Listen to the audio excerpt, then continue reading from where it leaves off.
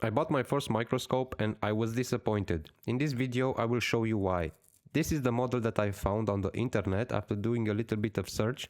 It's a budget microscope, and in this video I will explain you how I got to the point where I started to think if it's worth investing in some adaptation lenses or not. Now, I was a little bit skeptical from the beginning, and once the package arrived I started quickly to assemble.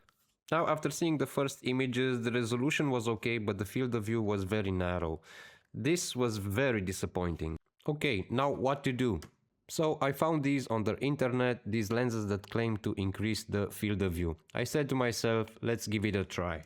But given that I had no experience with these type of microscopes, I had to do some measurement first on what I have. This is the adapter that is original used for the camera to fit on the microscope.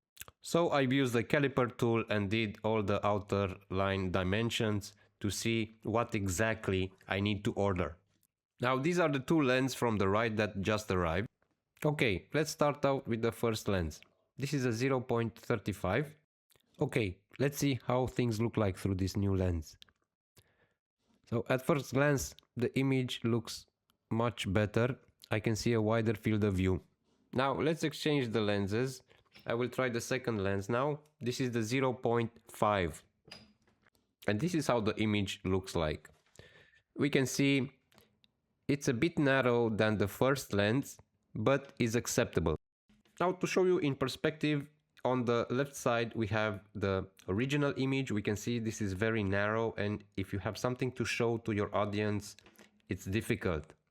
And when we compare with the 0.35 and the 0.5, we can see that things look much wider. We have a wider field of view, and this way we can show more things to the audience on the same screen. So you can see here in the bottom right the 0.5 lens again.